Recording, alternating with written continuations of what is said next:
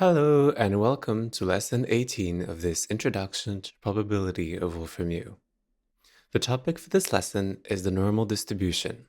Let's begin. The normal distribution has its name due to its popularity. It's also known as the Gaussian distribution in natural sciences or the bell curve in social sciences. It was discovered in 1733 by Abraham de Moivre, but then generalized in 1812 by Pierre-Simon Marquis de Laplace. This distribution is frequently used to describe unknown phenomena. You'll see how to compute normal expectation, probability, estimation, and simulations.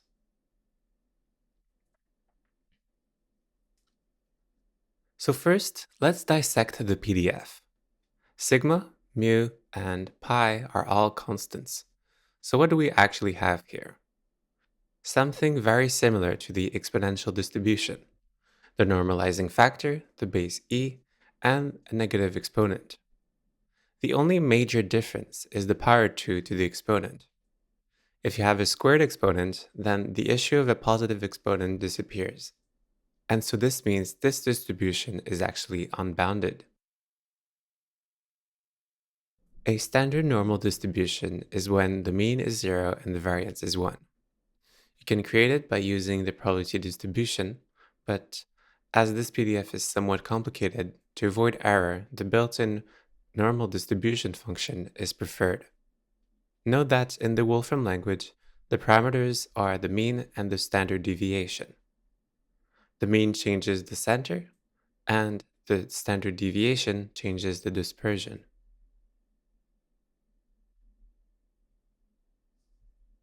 Like the binomial or the Poisson distributions, to which it is related, the normal distribution also has a CDF that is difficult to compute, as the integral of the normal PDF cannot be simplified. In fact, the origin of the error function seen here is related to the normal distribution itself. If the CDF is visualized, you can notice the mean is the center of the symmetric distribution, and the standard deviation changes the angle of the curve.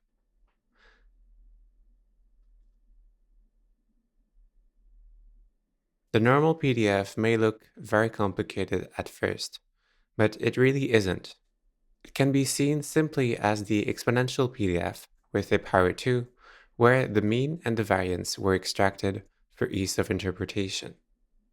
So the mean and variance are exactly as you would expect, just the corresponding variables. It's difficult to see why this normal distribution is so important without mentioning the central limit theorem, explained in more detail in lesson 25. It states a sampling distribution is approximately normal, even when the distribution is not normal. Since sampling distributions are in practice everywhere, the normal distribution is very useful for approximations.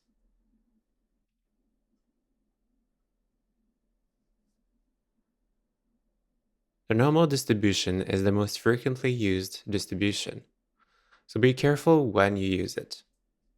The event measured must be continuous, unbounded, or effectively unbounded, meaning no significant part of the distribution is close to a bound. And finally, the mean and the variance are constants across events. Then, because of the central limit theorem, there's several ways to assume the normal distribution, and you need at least one to say it's normal. The first would be the distribution of the population is said to be normal. And so then you can assume your distribution is normal. The second is most measures are expected to be close to the mean. Or equivalently, you could also say the probability curve is roughly bell-shaped. And the third way, this is a sampling distribution with at least 30 samples. Then, whatever the preceding distribution is, you could assume normal on it.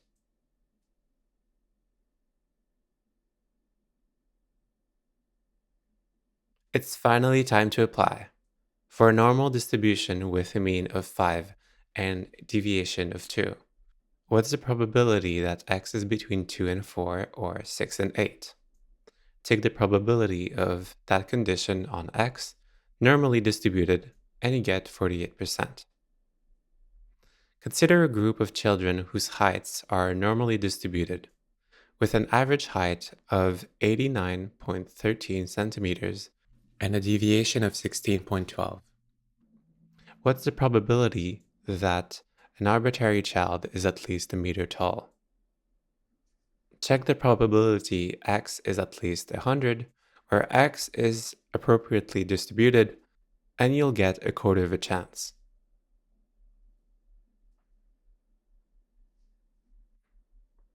If the mean and standard deviation is pi, what's the normal expectation of x power 2 plus cos of x plus 1? Take the expectation of that formula for that pi normal distribution, and you should get the answer.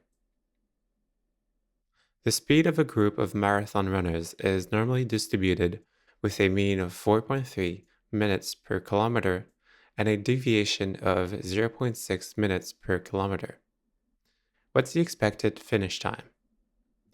Since a marathon is 42 kilometers, multiplying the speed by the distance will give you the time. So unit convert the expectation of the distance times the speed, where the speed is normally distributed with the correct units, and you end up with a marathon of about 3 hours. Now imagine Professor Demoivre grades his 50 students based on a normal distribution of grades. The students with a score over a standard deviation above the mean will get A. Between the mean and up to 1 standard deviation will get B, and so on up to F, where you will fail if you have more than 2 standard deviations below the class average. Approximately how many students will get A's? How about how many will get B's, C's, D's, and F's? First, write down the predicates of this situation. Then take 50 times the table of probabilities each student ends up with each grade, going over all predicates, and round it. You should end up with the number of students for each grade.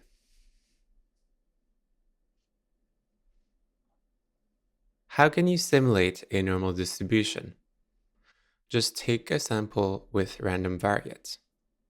To visualize, mix the histogram of the sample against the plot of the theoretical PDF.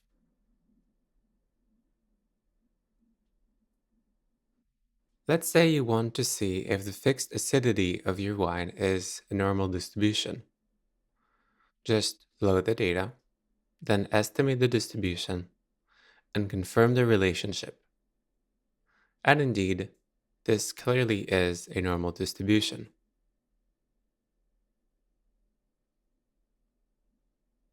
The Demoivre-Laplace limit, proven from notions you're familiar with, bounds the difference between the binomial and the normal distributions.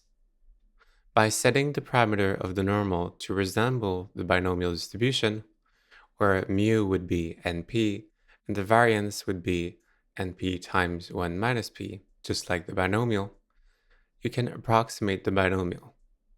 This is usually a good approximation if the variance is greater than 10. The Poisson distribution can also be approximated by the normal distribution in a similar way.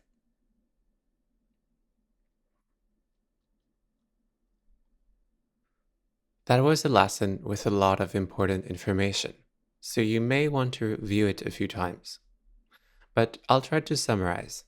The normal distribution is continuous and bell-shaped, just like the exponential PDF, but with a power 2, resulting in it being unbounded.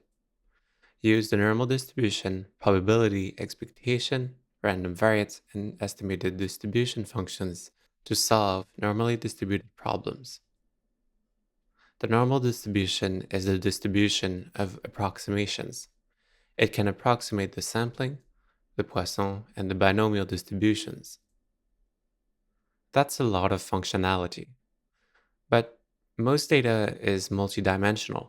So can we make the normal distribution even more powerful? Can we make it, dare I say, multivariate?